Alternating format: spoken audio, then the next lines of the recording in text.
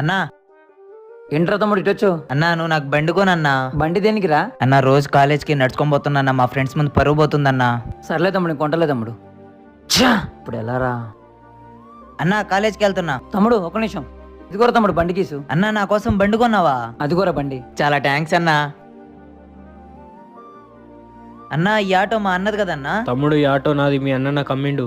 ఏం మాట్లాడుతున్నావు అన్న? మా అన్న బండి అమ్మటం ఏందన్నా? తమ్ముడు ఈ ఆటో మీ అన్న నాకు ఎందుకు అమ్మిండో నీకు తెలుసా? ఎందుకన్నా? అన్నా నా ఆటో అమ్మేస్తా, తీసుకుంటావు అన్నా? ఆటో ఎందుకు అమ్మేస్తున్నావు అన్న?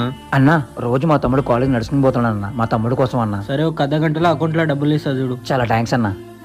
అన్నా ఇప్పుడు అర్థమైందన్నా.